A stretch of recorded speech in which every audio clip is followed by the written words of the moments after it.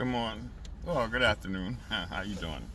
Yeah, it's surprising how no matter how much evidence you show somebody that they've been tricked or deceived or fooled, they don't want to come out of that Pandora's box that they're in, if that's the correct term. No matter what you tell them, they're going to say, oh, you don't know what you're talking about, or that can't be true. Even though you present facts, and they can't present facts of what they believe in, just like one of the things is the globe. The other thing is with the snake oil. I was telling a lady, well, matter of fact, it's two ladies. I told them, one is yesterday, the other one is today. I said, don't take that snake oil. Why not? I said, because it's not original snake oil. They label it a vaccine, but it's not a vaccine. You know what I'm talking about. It's a mRNA, which is not a vaccine. They label it under a vaccine. That way, if people get sick, they don't have the right to sue them. Okay, that's for that. But my main focus is, no matter what you tell some people, they still don't want to wake up. They don't want to wake up. So you know what I say? See ya.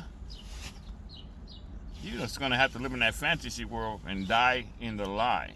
Like I said before on another video on my other channel, my mother and father died living in a lie. And I'm glad I was able to come across people, and that's my friend Mr. Young. And that's how I started waking up, because he didn't like Obama. I said, wow, you're a Muslim and you don't like Obama? He said, who the hell is he?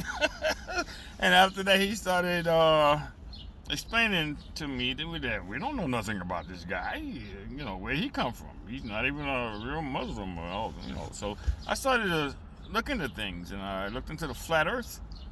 And I saw that everything that I was thinking when I was younger, and the teacher told me a story about that one day I was coming out of my house. I don't know if I was 12 or I forgot what age. I was in public school. And then I saw the moon, and the shadow was in front, and the sun was right in front of the moon. So I said, that looked weird. So I asked the teacher, how come, then when I got to school, how come the shadow was in front of the moon when I came out, and then the sun was in front of the moon, but the shadow was in front. But so that way, the light should have been on where the shadow was at. So I asked the teacher, I said, how come that happened? So what she told me was, oh, the sun is shining under the earth and shining behind the moon. I said, she out of her damn mind. I was a rebel. But I couldn't go tell my parents that. I get a beating. But like I was telling them, catch me out. Yeah, God put everything that we need to know in us.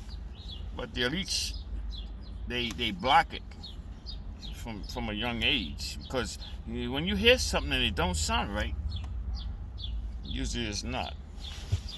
But we're indoctrinated with the crap.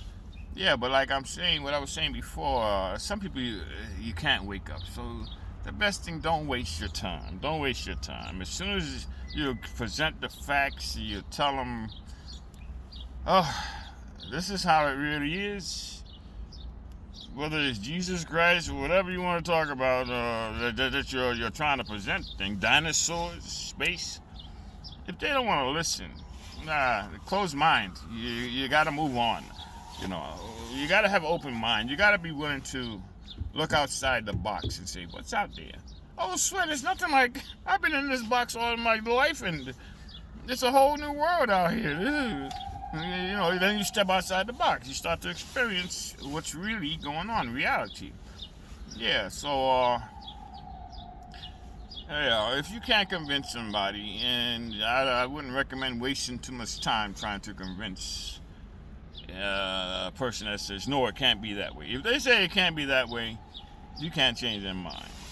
Unless they have the incentive to think about what you said later on and say, hey, maybe you're right. Okay, so the whole thing is, there's some people that's going to be awake. I made a story about some people being half awake. what is that? The king and the bullshit.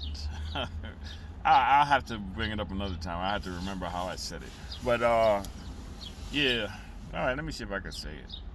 Yeah, there was a king, and he had a craving for literally bullshit. So he told his chefs to make a food out of it. Okay, so then he wanted everybody to eat it, but they didn't know it was bullshit. But they knew it smelled funny and everything.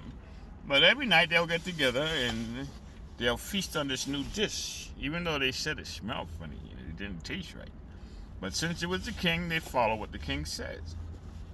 So they all ate the bullshit, but not knowing that it was. So there was an out-of-towner that passed by, and he used to work on a farm with bulls and cows.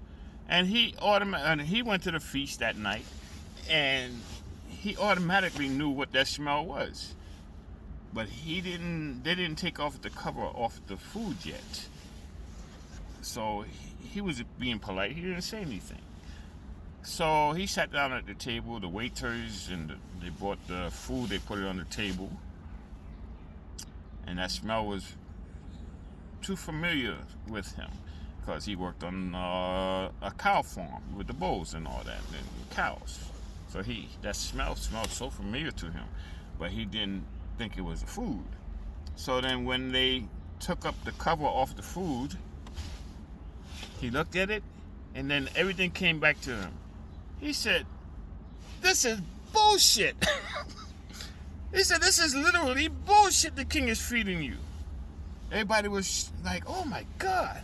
So there was about, say, 40 people sitting down at the table eating the bullshit. So he got up and said, "I'm not eating this bullshit. I'm not taking this bullshit that the king is feeding us." So around maybe 10 people got up and they believed him. They understood what he was saying. They left. The other 30 that remained behind said, "Well, I'm only going to eat a little bit of it, but I'm not going to eat all of it." Okay, so my point is, the people that left, they didn't feed on the bullshit anymore, the king's bullshit. But they were totally awake.